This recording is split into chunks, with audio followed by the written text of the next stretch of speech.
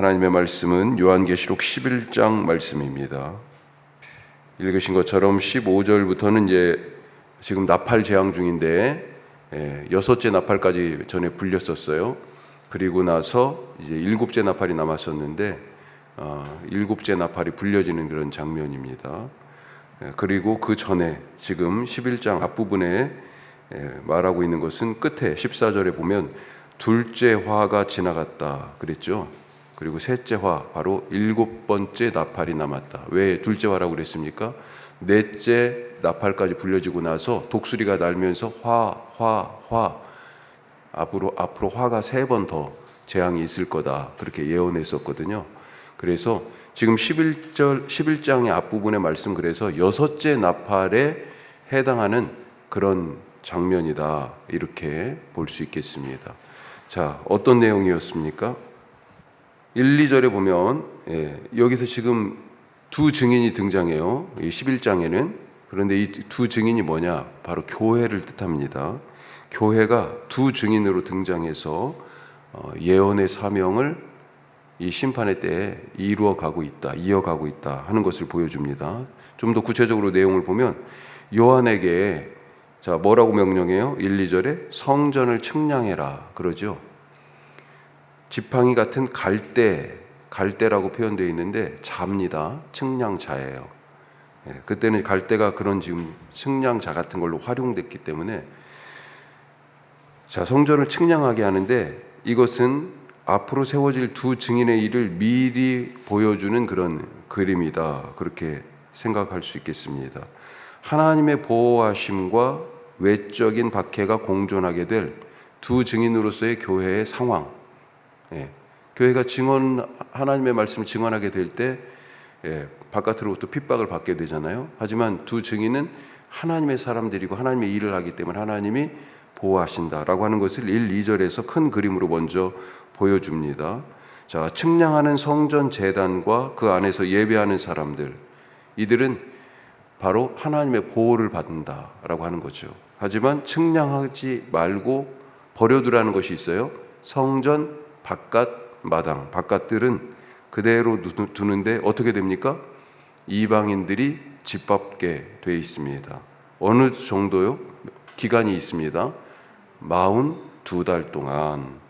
자, 그때 그러면 두 증인은 이때 이 이방인들이 성전 바깥들을 짓밟는 이 42달 동안에 어떤 일이 있어요? 동시에 3절부터 나오는 거죠. 두 증인이 세워집니다. 이방인들이 성전 바깥들을 밟는 그 42달 동안에 해당하는 1260일을 이 두 증인이 증언자로서의 사명을 감당하게 된다. 자, 3절 말씀 한번 보죠. 3절 같이 한번 읽어보죠. 내가 나의 두 증인에게 권세를 주리니 그들이 굵은 베옷을 입고 1260일을 예언하리라. 이 42달과 1260일이 같아요. 한 달을 30일로 계산하면 1260일이 나옵니다. 자, 이때 이 기간 동안에 사역하는 이 두 증인의 사명, 무엇을 위하여 지금 증언하고 있습니까? 증언의 내용이 뭘까요? 그동안에 우리가 쭉 구약에서부터 사실은 이어오는 것이 뭐예요?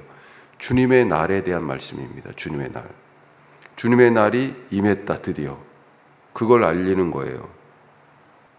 주님의 날은 구약에서부터 어떤 개념으로 쓰였어요? 악인들에 대한 심판으로 쓰였어요. 따라서 때가 되어서 주님의 날이 되었으니 회개하라 라고 선포하는 것이 바로 이 두 증인의 사명입니다. 우리가 예수님 말씀도 한번 생각해 보시면 오셔서 뭐라고 그랬어요? 때가 찼고 하나님의 나라가 가까웠으니 회개하고 복음을 믿으라. 이게 복음의 핵심으로, 예수님이 선포한 복음의 핵심으로 복음서에서 예수님 사역이 시작하면서 딱 기록해 놓은 거잖아요. 회개하라, 천국이 가까웠느니라. 이건 마태가 이렇게 기록해 놨고, 마가는 1장 15절에서 때가 찼고 하나님 나라가 가까웠으니 회개하고 복음을 믿으라. 두 증인의 사명이 바로 이 예수님이 하신 말씀과도 연결된다라고 하는 것입니다. 자, 그래서 두 증인의 복장이 어떻게 돼 있어요? 뭘 입었습니까? 베옷을 입은 거예요. 회개하라는 증언이 이미 이 베옷에 나타나 있습니다. 여기서 한 가지 생각해 볼 수 있는 것, 만약 이 회개를 외치는 이 사람이, 이 두 증인이 만약에 다른 옷을 입고 있었다 한다면, 그가 전하는 메시지는 회개인데요, 옷이 삶이잖아요. 그의 삶은 회개와 다른 옷을 입고 있었다면, 말씀과 삶이 일치해야 그 말하는 것이, 그 메시지가 진실성을 갖게 된다 하는 거죠. 세례 요한이 등장해서 회개하라 광야에서 외쳤잖아요. 또 같은 외침입니다. 그렇죠? 처음 오실 예수님을 위하여 준비하는 그 길을 닦는 사람으로서의 세례 요한, 회개하라고 외쳤고요. 다시 오실 예수님을 위하여 회개하라고 외치는 교회, 우리죠. 예. 마지막 때의 세례 요한은 우리의 선포도 회개인데, 처음에 광야에서 회개를 외쳤던 세례 요한이 어떤 복장이었어요? 그렇죠? 우리도 마찬가지다라고 하는 것입니다. 베옷 입고 회개의 옷을 우리가 먼저 입어야 회개가 선포되는 거죠.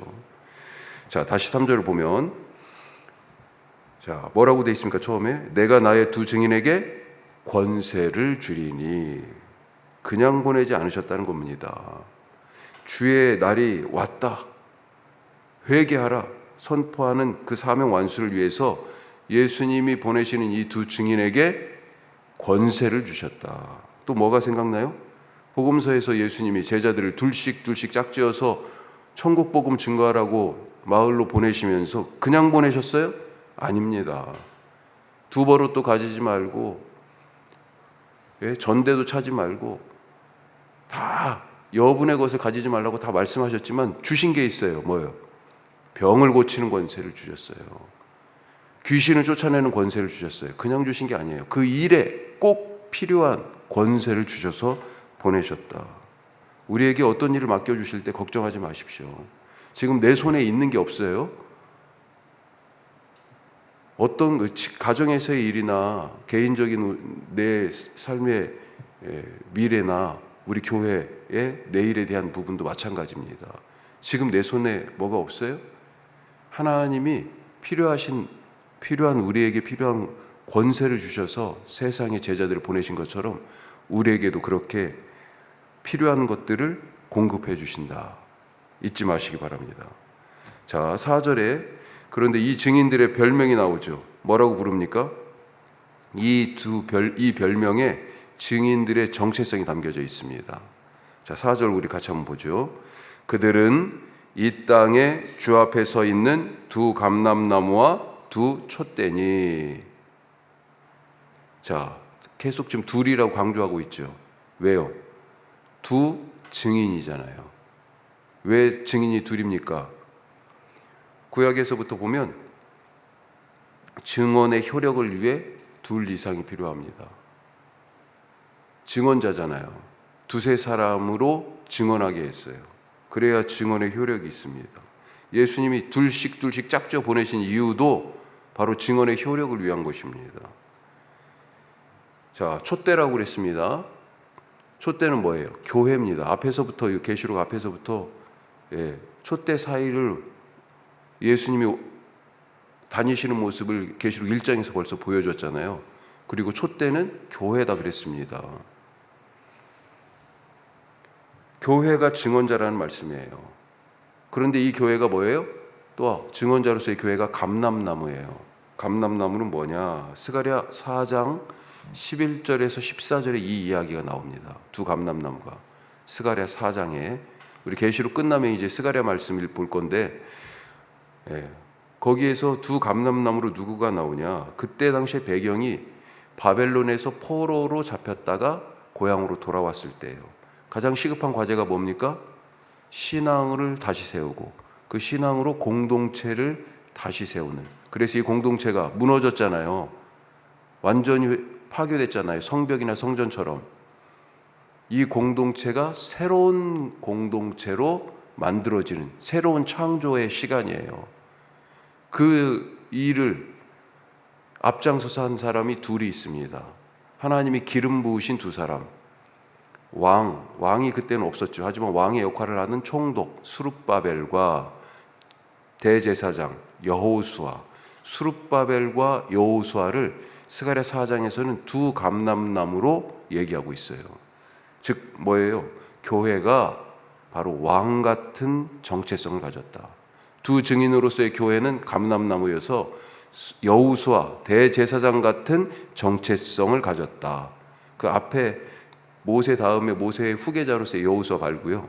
이 여호수아는 한참 지난 뒤죠. 대제사장 여호수아를 얘기합니다.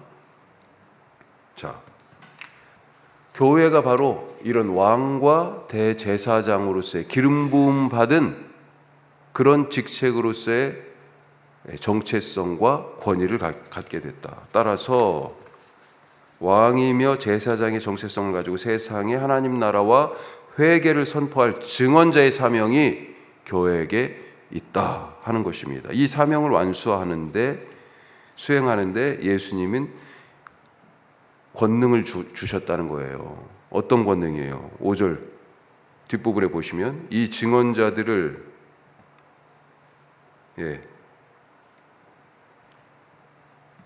이 증언자들을 해하고자 하면 그들의 입에서 뭐가 나와요? 불이 나와서 삼켜버릴 것이다. 뿐만 아니라 교회가 왕이다. 기름 부음 받은 제사장이다. 지금 이렇게 말씀하신 것과 더불어서 또 다른 정체성과 권능이 또 부여됩니다. 6절 말씀이에요. 6절. 자, 같이 보죠. 6절. 그들이 권능을 가지고 하늘을 닫아 그 예언을 하는 날 동안 비가 오지 못하게 하고 또 권능을 가지고 물을 피로 변하게 하고 아무 때든지 원하는 대로 여러 가지 재앙으로 땅을 치리로다. 자, 권능을 막 행사해요. 이 권능을 행사하는 이 모습이 누구를 닮았습니까? 구약의 누구? 선지자. 자, 하늘을 닫고 또 하늘을 열어. 그렇죠? 엘리야가 생각나잖아요. 엘리야가 말하니까 3년 반 동안에 비가 안 왔잖아요. 그리고 다시 기도하니까 갈멜산에서 이기고 기도하니까 그때서야 다시 비가 왔어요. 또 물을 피로 변하게 하는 일, 그걸 아무 때나 할 수 있는 여러 가지 재앙을 내린 누구 생각나십니까? 모세죠, 모세. 자, 엘리야는 선지자고 모세도 신명기 18장 15절에 보면 선지자라고 얘기하고 있습니다. 모세가 애굽에 행한 것처럼 엘리야가 아방에게 행한 것처럼 지금 교회가 예언자적 정체성과 권능을 가지고 사탄의 꼬붕인 로마 황제의 그 통치, 새로운 애굽이죠. 새로운 바로고 새로운 아방이고 지금 로마 황제가 그런 사탄의 꼬북 노릇하는 이런 통치에 맞서 그리스도의 복음을 증언할 사명이 있다 하는 것입니다. 자, 그런데 이 두 증인이 교회가 두 감람나무와 또 예언자로서의 그런 사명을 가진 이 교회가 사명을 다 마치면 어떻게 됩니까? 오늘 말씀 보니까 죽게 되어 있습니다. 마치 예수님이 사명을 다 죽음으로 십자가에서 완수하신 것처럼 예수님이랑 닮았죠. 따라서 이 두 증인이 죽은 곳이 뭐라고 불려져요? 영적 소돔, 애굽이 그냥 나온 게 아니에요. 그리고 곧 예수님이 십자가에 못 박히신 곳, 거기서 죽는다는 것입니다. 사흘 반 동안 장례도 못하게 합니다. 땅에 속한 자들이. 그리고 조롱해요. 시체를 모욕하고 잔치를 벌입니다. 9절 10절 말씀에 나와 있죠. 하지만 하나님은 이 사명을 다하고 죽은 두 증인 교회를, 성도들을 살리셔서, 예수님이 부활하셨으니 살리셔서 하늘로 올리십니다. 승천까지 돼요. 그리고 땅에 속한 자들을 심판할 권세를 주시며 보좌에 앉히셔요. 그 말씀은 오늘은 안 나오지만 뒤에 나오죠. 자, 교회가 예수님의 제자 공동체라면 그래서 어찌해야 합니까? 예수님 따라 죽는 것이 결말이에요. 하지만 그것으로 끝나는 게 아니죠. 하지만 우선 죽어야 됩니다. 교회가 이름만 남는 게 중요한 것이 아니라 사명을 다하다 없어지는 그런 교회가 사실은 필요한 거죠. 소금이 그 맛으로 짜게 하려면 어떻게 해야 됩니까? 자기가 없어져야 돼요. 빛이 비추어지려면 어때요? 자기를 태워야 됩니다. 소멸해야 되는 거예요. 사명을 다하는 것은 소멸하는 거예요. 자, 그렇게 교회가 증언을 했습니다. 증언하기 위해서는 어떤 일이 있어야 돼요? 오늘 11장인데 10장 뒷부분 얘기가 뭐예요? 요한에게 두루마리를 주면서 이 두루마리를 먹어라 그랬습니다. 말씀을 먹어야. 아니, 말씀이 들어와야 그 말씀을 전하죠. 교회는 대언자예요, 대언자. 증언하고 본 게 있어야 말하고 들은 게 있어야 증언을 하죠. 말씀을 먹은 게 있어야 그 말씀을 전하죠. 뿐만 아니라 우리에게 다시 말씀드리지만 왕, 제사장, 예언자의 정체성을 주셨음을 잊지 말고 또 그에 걸맞는 권능, 권세도 주셨다는 것을 우리가 잊지 마시기 바랍니다. 사명을 다하다 예수님처럼 죽겠지만 그 죽음이 끝이 아니에요. 예수님이 부활하신 것처럼 또 승천하신 것처럼 그 죽은 자리에서 다시 살리시고 하늘로 올리셔서 통치하게 하신다 하는 것을 우리가 잊지 말고 오늘도 그 승리를 믿고 천국 소망으로 살아가시는 우리 모두 되시기를 축복합니다. 기도하겠습니다. 자, 나는 증인으로서 부름받았는데 증언할 주님께서 내게 넣어주신 그 말씀을 잘 먹고 있는가? 또 증언자로서의 교회는 어때요? 정체성이 있습니다. 왕이에요. 왕이 다스리는 자잖아요. 어디에 있든지 하나님이 나를 그 자리에 왕으로 세우셨다는 것 잊지 마시고 제사장입니다. 제사장은 누구예요? 하늘과 땅을 연결하는 다리 놓는 사람이에요. 예언자는 뭡니까? 주님이 주신 말씀을 내가 먹은 말씀을 그대로 전하는 운반자예요. 선포하는 사람입니다. 주님, 세상 속에 주눅들지 않게 하여 주시고 이 왕과 제사장과 예언자의 정체성을 가지고 당당하게 살아가게 하여 주시옵소서. 내게 필요한 것 주님 주신 줄 믿습니다. 그리고 사명을 다하다 결국 소멸하는 거예요. 주님, 예수님처럼 십자가에 죽기를 나의 삶의 목표로 삼고 죽으면 그 다음에는요 하나님이 이릅니다. 부활 하나님이 시키신 거예요. 승천 하나님이 시키신 거예요. 주님, 사명을 다하는 하루를 살아가는 자 되게 하여 주옵소서. 우리 교회가 그런 교회 되게 하옵소서 기도하시기를 바랍니다. 더불어서 우리가 지금 함께하고 있는 교회 일 중에 가장 힘쓰는 게 지금 우리 아웃리치죠. 아웃리치 8월 7, 8, 9 3일 동안 특별히 날씨를 주님 주장하여 주옵소서. 너무 덥지 않게 하여 주시고 그리고 2번 할 그 식사를 목사님이 조율을 해주셨어요. 한 번 하는 게 더 좋겠다. 거기 고천교회 목사님이. 그래서 고천리에서 점심에 8월 8일 점심에 한 번 크게 이제 하게 되는데 하나님 주변의 분들이 같이 함께하여서 준비한 모든 것들이 잘 행해지게 하시고 하나님의 위로의 손길이 경험되고 복음이 증거되는 자리가 되게 하여 주옵소서. 기도하실 수 있기를 바랍니다. 기도하겠습니다.